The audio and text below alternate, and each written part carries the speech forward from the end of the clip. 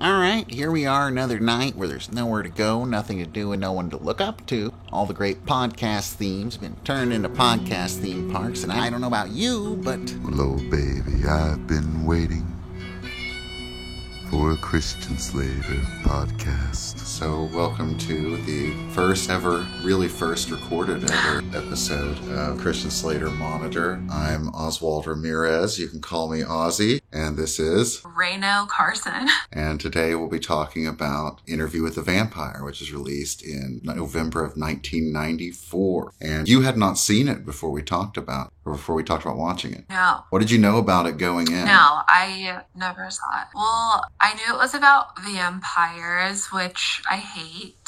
Why do you hate vampires? I can't stand vampires. I think it's two things. I think one thing is I have this neurosis. I literally have OCD, not where people say that when they're kind of joking. I literally do. I'm diagnosed and everything. And it revolves around medical stuff. Kind of, I guess you could say it's like hypochondria, but specifically I have this. It's really hard to explain, but it's something about thinking about how your consciousness is divorced from the way your physical body is functioning.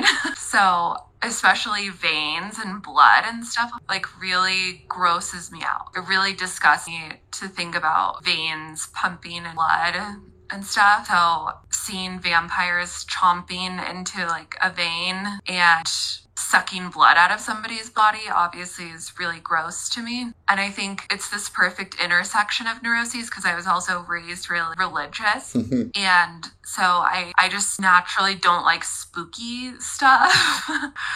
I don't like demons. I don't like vampires. It's just a visceral kind of, I'm afraid of spooky. Oh, so this was I'm right up your definitely alley. not the kind of person who, but I liked it a lot. I was so surprised because I really liked it. It was a really fun movie. But in general, I wouldn't expect it to be my cup of tea. I think What is my cup of tea? What is your cup of tea? I thought that's what you asked. Fair.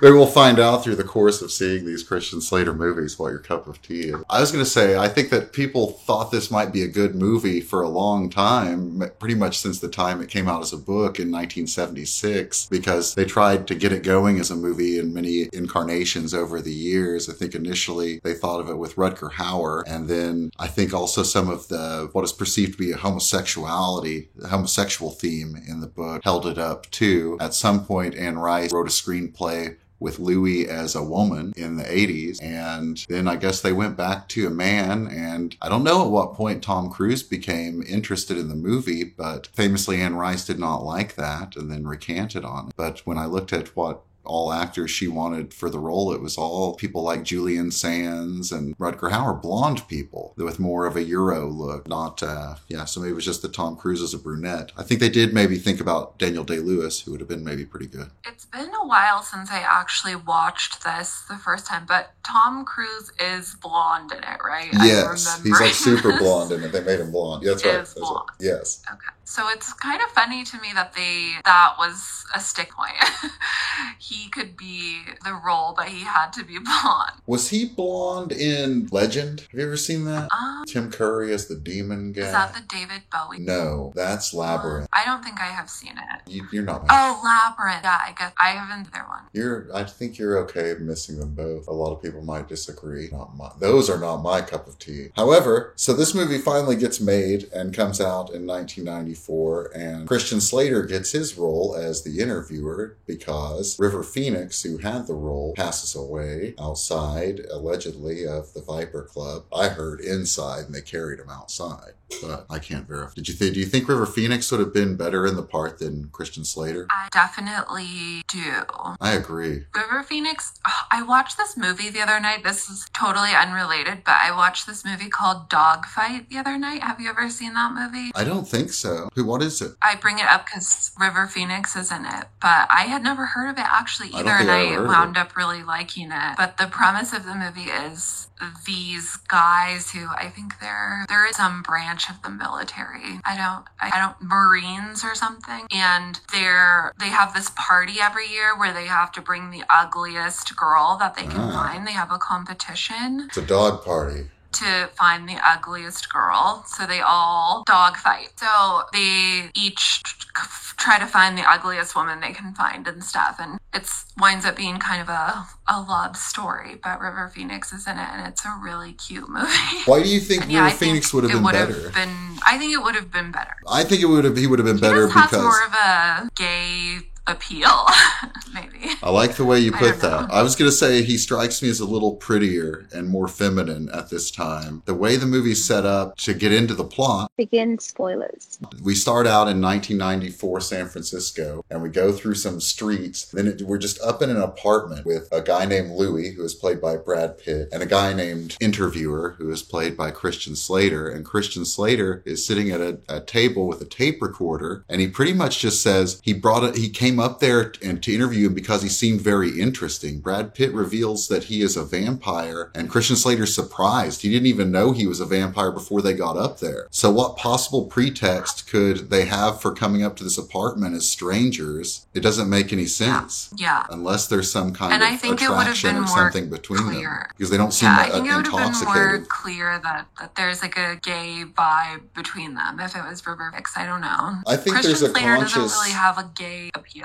In watching the movie again, I think there's a conscious effort to take away or to not play some of the gayness. For example, in that scene when he says, well, you seem very interesting, if you're playing it for the appeal, they would be facing each other and you'd have kind of shots of their faces and their pretty faces, and stuff, looking at each other and things. But in fact, Louis is looking out a window and Christian Slater's back is their backs are to each other. They're not looking at each other. He's looking at the tape recorder and a cigarette, fidgeting with all this stuff. And Louis is looking out the window thinking about the past. And so really they kind of go out of their way not to even have the characters look at each other, much less say, well, we came up here, let's do this interview now. But that being said, in the book, there's no mention of them coming up there for any other reason than for the interview as well. I don't recall if he knows he's going to be interviewing a vampire when he goes up there or not. I might have to close my window because someone is doing like something outside. Oh, I hear it now. I don't know what it is, but it's a vacuum sound. So let me close it really quick. Okie dokie.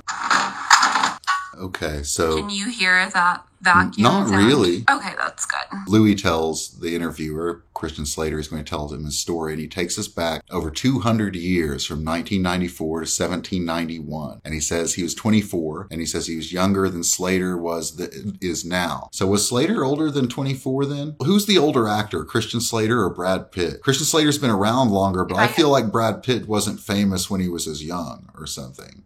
Yeah, I would guess Brad Pitt is older, but I would don't know that for a fact. He looks older. That's what I was thinking. I was like, who looks older here? They look about the same age, I would say. Brad Pitt was born allegedly December 18th, 1963, and Christian Slater is 2 years younger, August 18th, 1969, allegedly.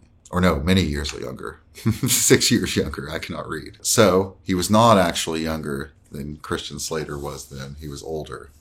And he's lying to us. And it kind of shows. But how good does Brad Pitt look in this movie? He looks so good. This is the best he's ever looked. I think we can agree. I agree. Sort of the peak of his prime. Yes, he looks amazing in this movie. I think some people, they like their Thelma and Louise. But I was thinking while I was watching this movie that, yeah, he's so pretty and he's aged so well. He's still like some people don't age like to where they look pretty all the time. Like I was thinking you would never think to cast Tom Hanks as like a pretty boy kind of guy now, but in the 80s, he was like the pretty side of the everyman, and Brad still at age 57 will not cast or whatever him as gorgeous. a pretty man now. I probably wouldn't cast Tom Hanks as a pretty man. No. Tom Cruise? No, Tom Hanks. I was thinking Tom Hanks in the 80s when he was like real skinny and stuff, and big. People would be like, oh, he's cute. But now in 2020, I don't know about that with Tom Hanks. But with Brad Pitt, it's like he still looks handsome. But what about Tom Cruise? Tom Cruise looks crazy now. What about Tom Cruise? What could Tom Cruise play now except for vampires, super soldiers, super rich guys that had weird surgeries? It's like he can only be Ethan Hunt. He doesn't look any age. He looks very weird. There's no age he looks. Yeah, he looks very weird. He's very, like, filled. Yes. He would be perfect for a sequel as a vampire to this movie. Which this movie made enough money and he makes enough sequels. Why wouldn't he just make another vampire movie? I don't know.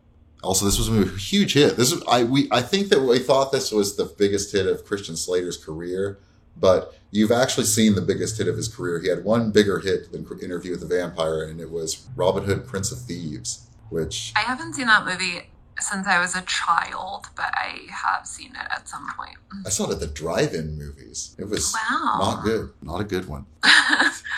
You're missing a lot of the bad movies. This one was way better. Okay, so at any rate, he says in 1791, he was a man then, and his wife and his child had died, and he was now like just becoming a drunkard and waster. We see him like getting maybe caught cheating at cards. It's never revealed whether or not he was actually cheating, but we could almost infer that he was cheating. And now I have a beeping thing outside.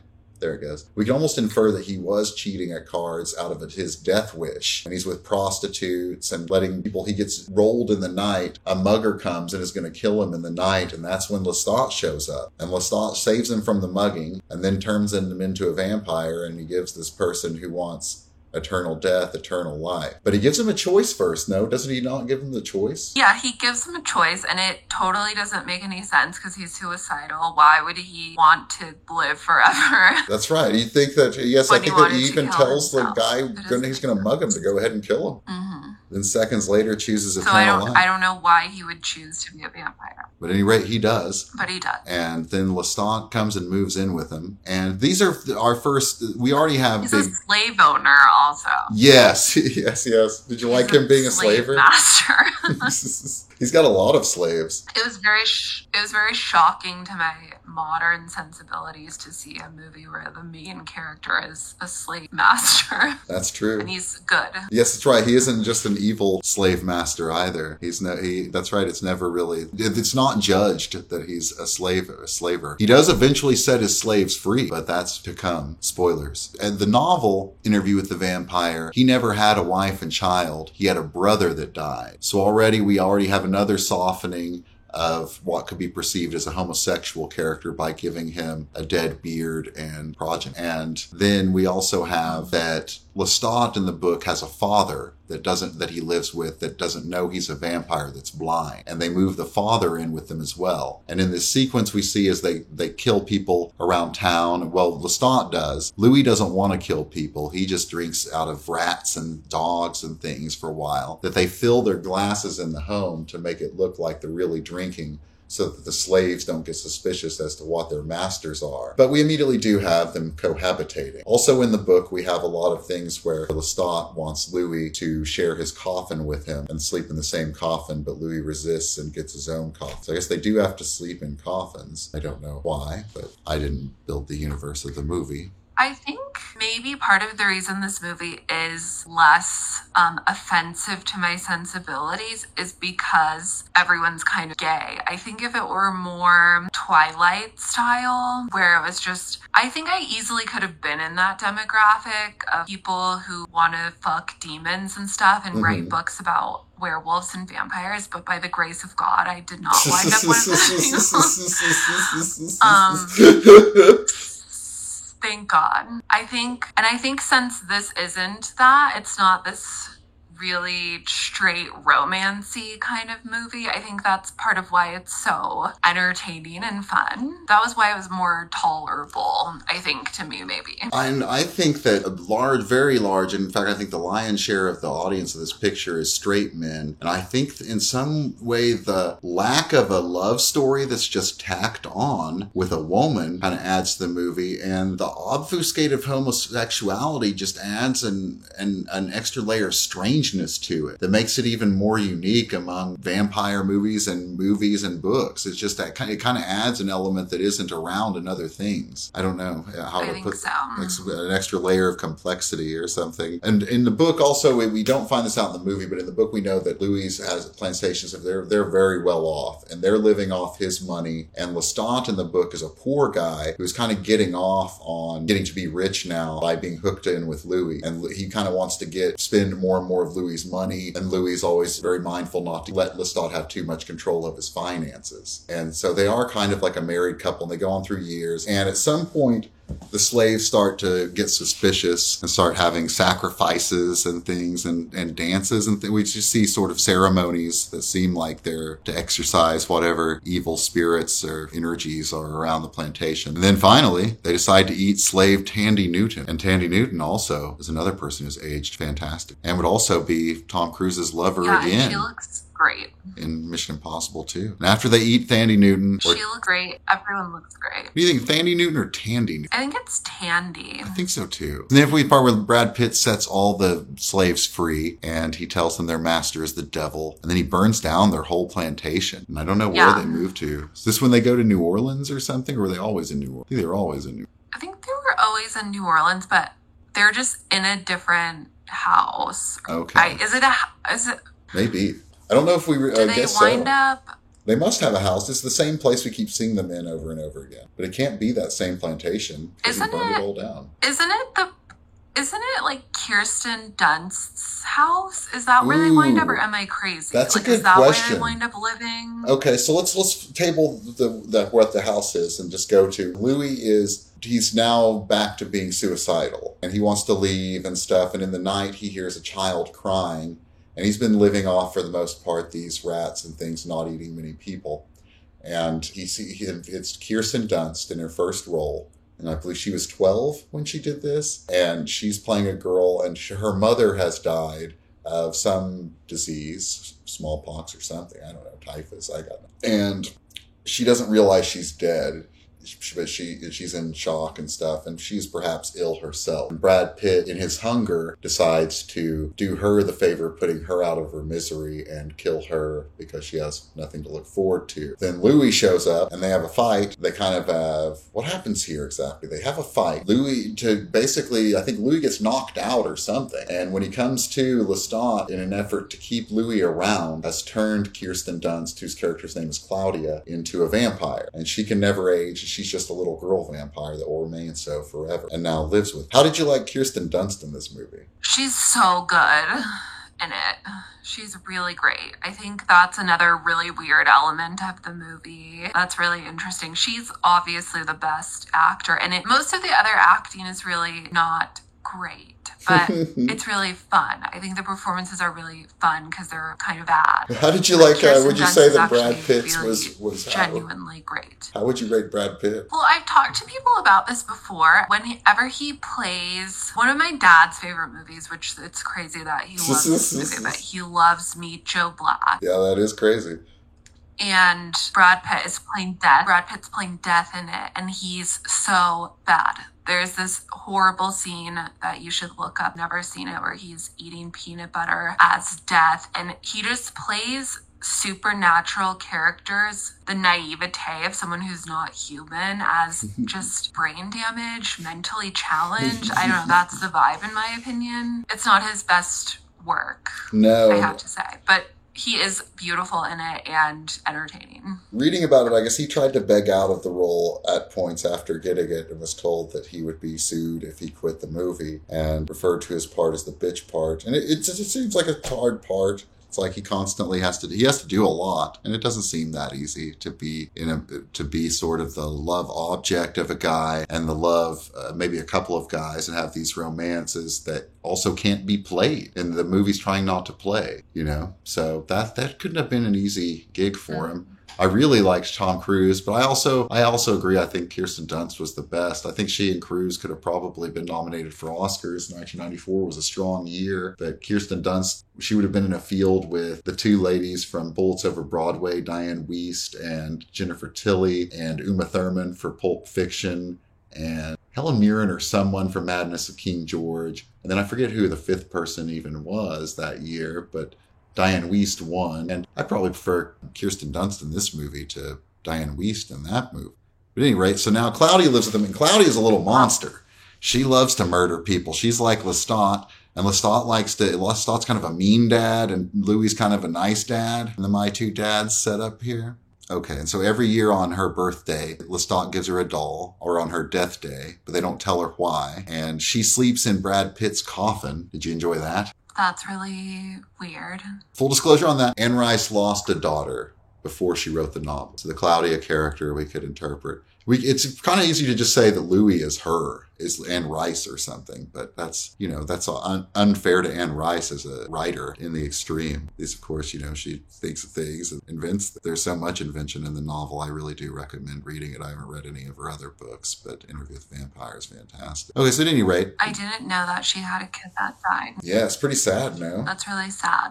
Yeah.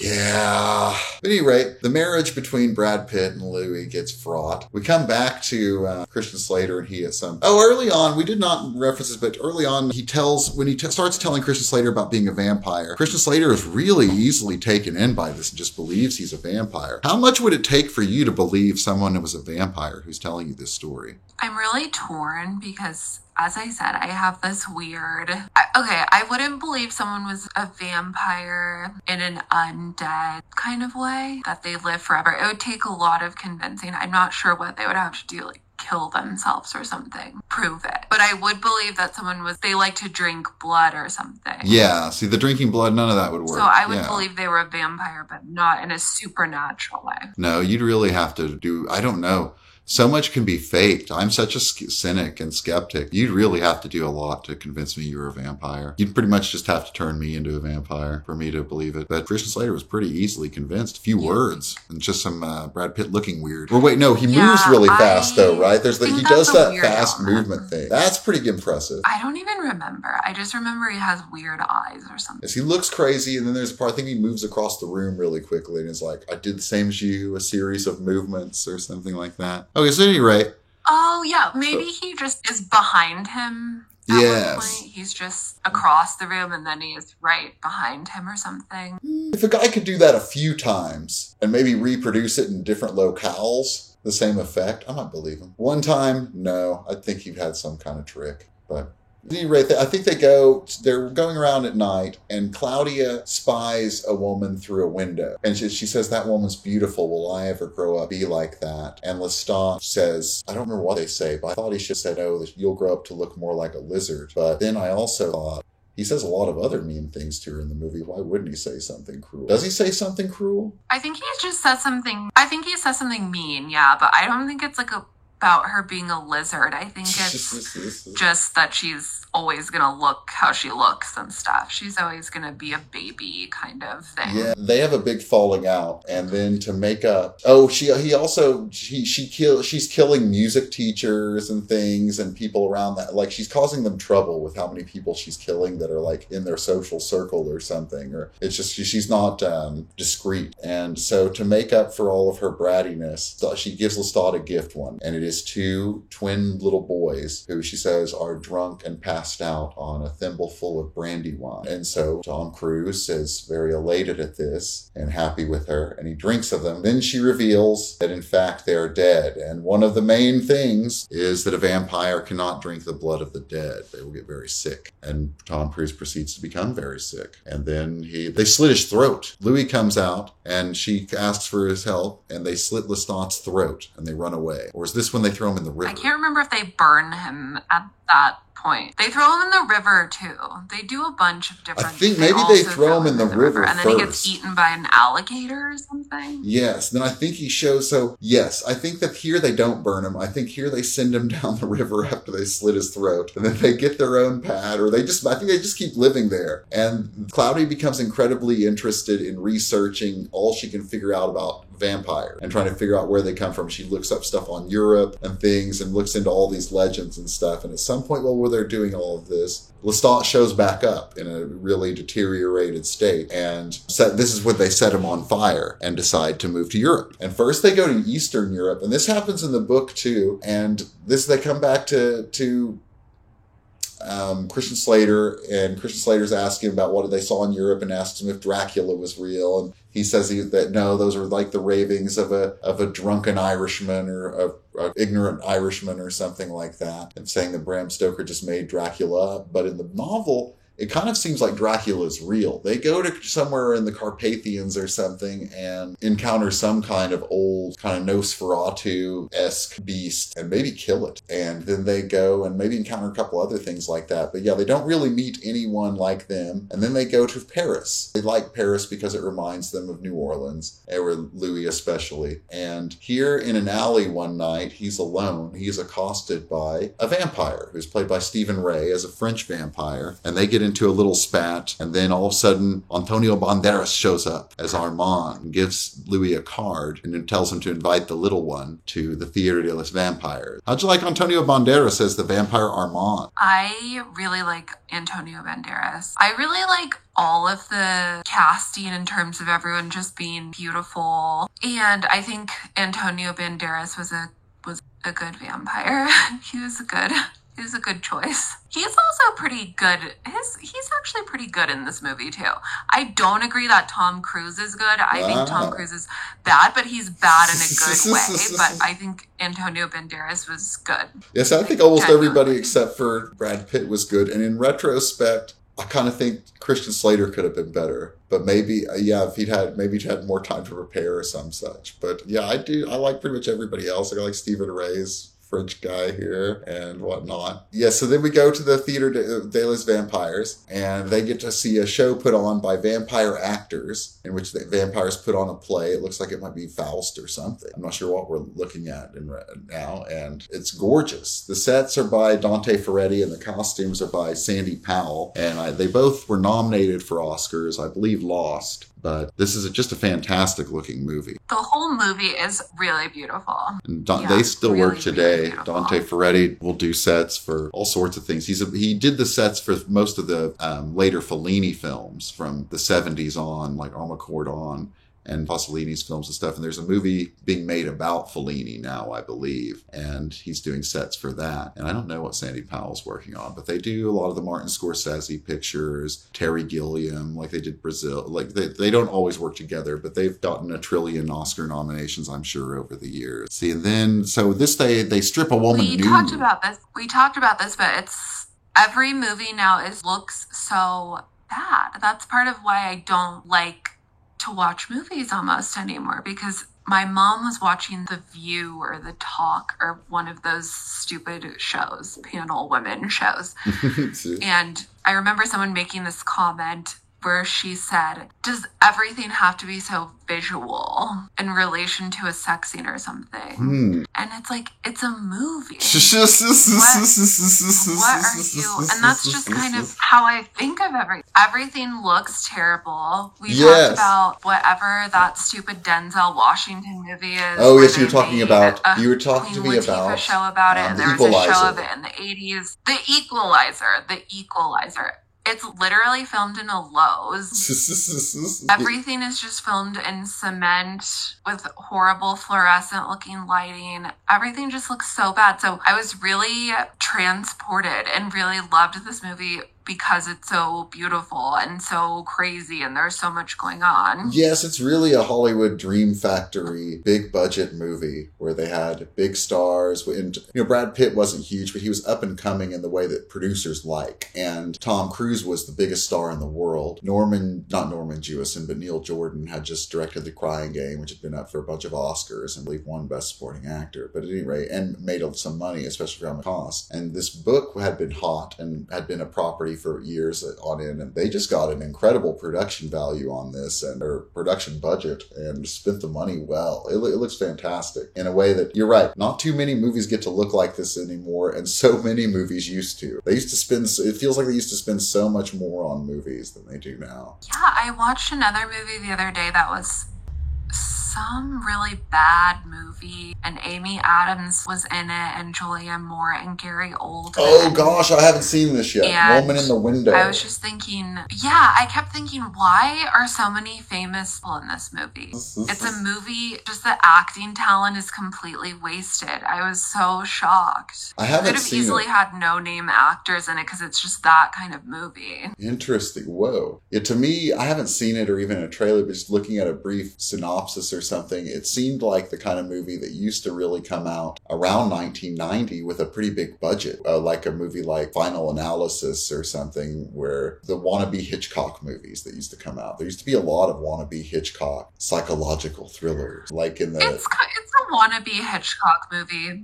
For sure. But they used to be pretty well funded. But this movie is well funded and it looks nice and stuff, but it's just really bad. It's just a really derivative, really bad horror movie. Like, I wouldn't even say it's horror per se, but it's psychological thriller or something. It's just really bad. And yeah, it would have been the exact same movie if they didn't have really talented actors in it. It would have been exactly the same. I feel like they didn't add anything. Planned to do this podcast. I've had such a crazy time, and I started taking SSRIs, not for depression, but for OCD. Prozac and stuff, like antidepressants, selective serotonin reuptake inhibitors, but they also help you kind of not obsess about things and stuff. And I have this weird anhedonia where I never wanted to watch movies. I didn't want to listen to music. I wasn't depressed. I didn't want to engage with media. And since I started taking SSRIs, it's weird. It kind of cured my movie and music anhedonia, where I don't get any enjoyment from listening to music or watching movies. So that's a really good outcome. That wasn't part of the plan or why I started taking them, but it did kind of fix that problem. When we're in Paris, it's 1870. So he hasn't quite been a vampire 100 years at the point when he gets to Paris. The vampires in the theater to the vampires, they kill a woman on stage naked, and the audience gets upset and leaves in shock. But Louis and Claudia go backstage, and they get to see these cool crypty catacomb mausoleum world of the vampires, where these vampires all sleep in these holes and live back here in a community. And we find out that Armand is the oldest known vampire. He's over 400 years old. And we also hear that Louis thinks he has wronged Lestat, that Louis himself has wronged Lestat. And Stephen Ray picks up on his thought and says, how did you wrong Lestat? Or who said something, or how did you wrong him? And stuff. And then that's when we find out that among the vampires, the only crime is to kill one of the vampires. At this point, there's now a little bit of question of, well, will they find out that Claudia and Louis killed Lestat? And really, I guess that Claudia feels that she killed Lestat and Louis just kind of aided and abetted her. And she feels they'll let Louis off the hook and not her. And we also have a thing where Armand wants to hang with Louis, and Louis and Armand start hanging, and they start forming a bond. And Claudia also starts getting feelings from Armand, psychic feelings that tell her to let Louis go. And she knows that Louis loves Armand and she says he wants to leave her, but is tied to her by their crime against Lestat or some such. Or just that she thinks she needs him. So she finds a woman who has lost a daughter or something and wants to become a vampire. And she says she's too little. She can't turn people into vampires, but Louis can. So Louis should make this woman a vampire to be her mom. And then he can go off with Armand and she can go off with this lady. And Louis doesn't want to, but then he does it. And then as soon as they turn her into a vampire, all the Parisian vampires from the theater show up. And they've now convicted Louis and Claudia. And they take Louis, Claudia, and Claudia's new vampire mommy sister to be murdered and for their sentencing. And they sentence Claudia and the mom, who had nothing to do with killing Lestat, to be burned by daylight. Which you questioned, why didn't Louis ever think of doing this to himself and all the times he was suicidal? Yeah, apparently you can just eat a dead body and that kills you. You can expose yourself to apparently there's a bunch of ways you can kill yourself. Not a stake through the heart, we find out that's a lie. Not crossing. Louis loves crossing. And not artificial light, just Just sunlight. Just natural. Which seems the easiest. Go to sleep out in this night and let the sun wake you up if you want to get killed. Yeah, just go outside. Seems like they had it pretty easy. But then Louis' sentence is not death, but eternal internment in like one of the graves, but would just never to be let out, to just be stuck in one forever. And so they put him in it, but then in the night, Armand lets him out and sets him free. And Brad Pitt, to thank him, starts setting fire to the whole place and chopping the vampires up with a scythe. Which is the best part of the movie, in my opinion. My favorite part, because I love stupid, comedic, over-the-top violence. I love people getting chopped in half, people set on fire. I love the Death Wish movies where people fly out of windows. Oh, gosh. Something I absolutely love. I just watched one of your favorites, Death Wish 4, where the guy gets shot and just it's great. dives through the whole series. Oh, I just wanted to say, me and my best friend would watch Sleeping with the Enemy like again and again and again. Just get high and watch Sleep with the Enemy because it's so funny. I can't even remember what the guys do. Have you seen Sleeping with the Enemy? I've never seen it. It sounds like one that would crack me up, though. But are you familiar with it? Somewhat. I know it's a domestic abuse Julia movie. Roberts is in it. I did know that. And Kurt Russell? Julia Roberts is or is in that it. Unlawful Entry? I can't remember the guy. No, it's not Kurt Russell. Is it Ray Liotta? It's not Kurt Russell. It's not a really famous actor. I think he's Scottish or something. And he's amazing. I need to see every movie that he's ever made because he's just great. You have to watch it. Patrick Bergin. I think what happened to Patrick Bergin is he was supposed to be a big actor and he had some flops and kind of disappeared. He starred in a movie called Mountains of the Moon where he played the explorer Richard Burton. I think he made like a British Robin Hood at the exact same time as Robin Hood Prince of Thieves came out. It just seemed like it was the knockoff version, but might actually be a much better movie. I'm not sure. I haven't seen it. Watched the beginning one time thinking it was going to be silly. He's an extremely crazy actor. Like his acting style is crazy. It reminds me, it's just so over the top. It reminds me of Faye Dunaway or something. Like a male Faye Dunaway, which I love. That's my favorite kind of acting style. I don't know if he's always like that, but he definitely like that in Sleeping with the Enemy. And I think you would really, I think I would. Like it. So at this point, what's his face, Louis, he goes back to America and he hangs out, I think, in New Orleans again for a while and goes to the movies a lot.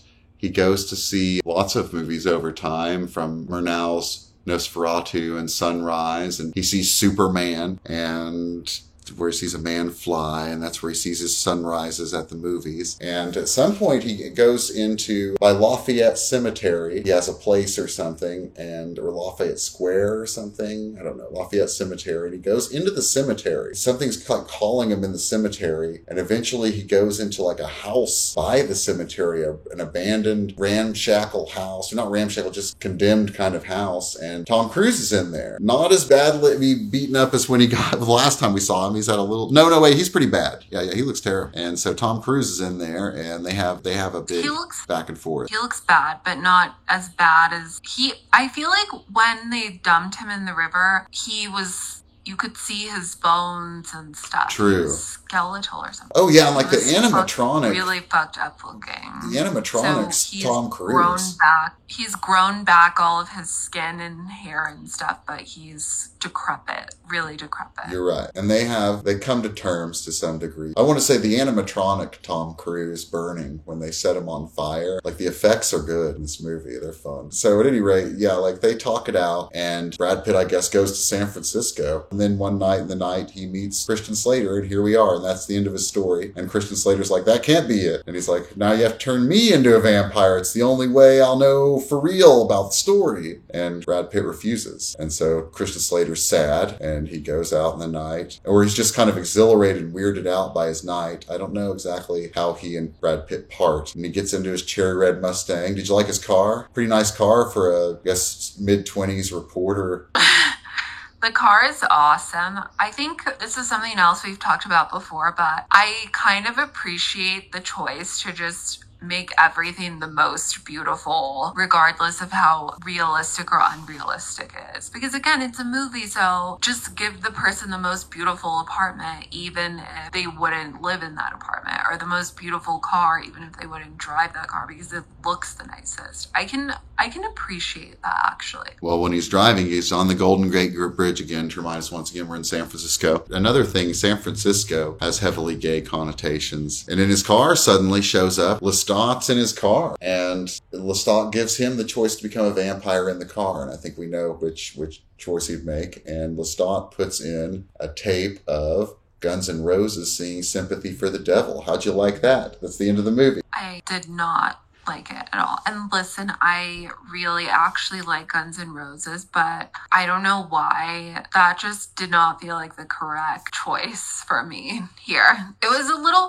this movie is really kind of campy, and that didn't feel like the right mood and the right tone for me. I didn't care for it. I think they could have chosen a better song. What? I don't know, but definitely something better and different. Okay, so that brings us to the end of the plot, and now we will go to the end spoilers. Slater-rater. And first we will rate on a scale of 1 to 10. How did you like this movie? I would rate the movie a 10 out of 10. Wow. I was thinking about this a lot because initially I was going to give it an 8. Then I was going to raise it to a 9. And then I thought about a 10 because it's hard for me to imagine. I think I'd debate between an 8 and a 9. And the 8 is from my initial watching it being somewhat disappointed. And the 9 is for just all of the imagination, knowing all these years later how many times you can see it and that there won't be that many movies that will recapture this kind of madness. Yeah, you wouldn't be a sequel. You would want one. Just your desire to see these characters have more adventures and for that not to have been resumed in any kind of satisfactory way. I know that they did The Queen of the Damned, and they had like maybe even a Lestat TV show and stuff, but they never continued it with these people, and I would have 100% watched it again. What makes the movie not perfect to me is that the plot structure is weird. It's not a totally satisfying, dramatic three-act structure. It's more like 2 acts where he goes and hangs out with, you have the first act of him becoming the vampire and they turn cloudy and stuff. Then you have the second act where they go back, and then really the third act, you expect a big showdown with he and Lestat. And it's just that them hanging out in that cemetery, and it's kind of disappointing as an end for like a movie if you're putting all of your whatnot in it. But 25 years later, there are so few movies that engross you like that and are that entertaining and easy to watch and sit through. I gotta go with a 9. How did you like Christian Slater's performance? Yeah, I think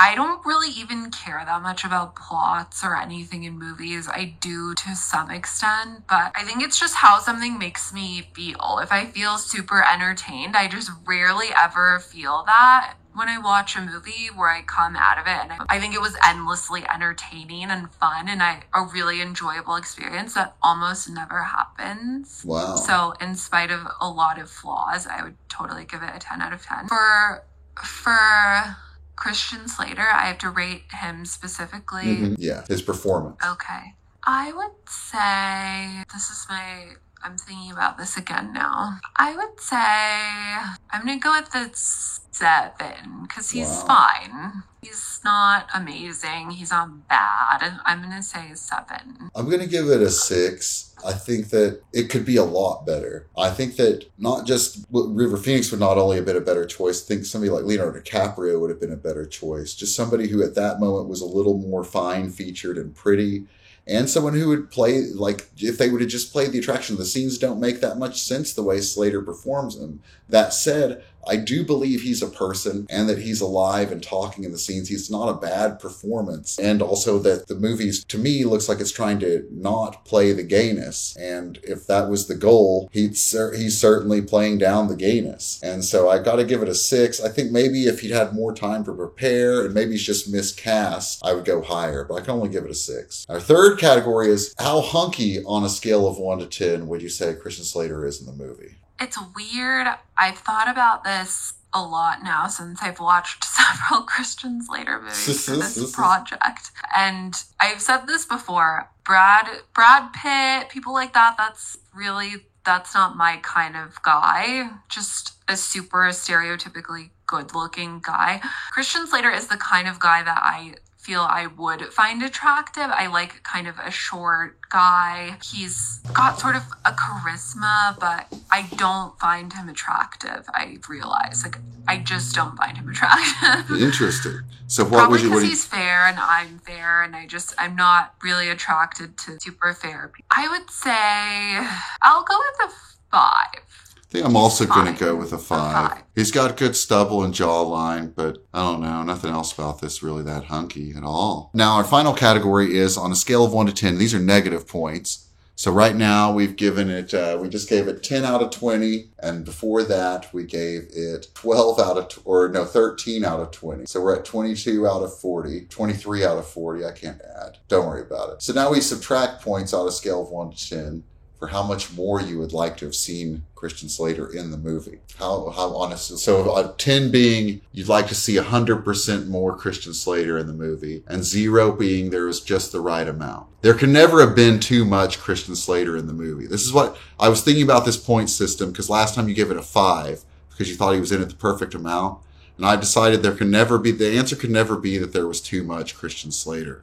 So 0 is just the right amount, and 10 is not enough at all. Okay, I have to think about this. So 0 is the score I would give if there is absolutely not enough Christian Slater, and 10 is the score I would give if he was in it the perfect amount? No, that's the opposite. 10 is the score of how much more you would want. 10. Yes, 10 is you would want 100% more, and 0 is the right amount. 10, I would want more Christian Slater. Yes. 0 is the right amount. Yes. Okay. Well, and I can't say 5 because there's 5 is in the middle. Okay.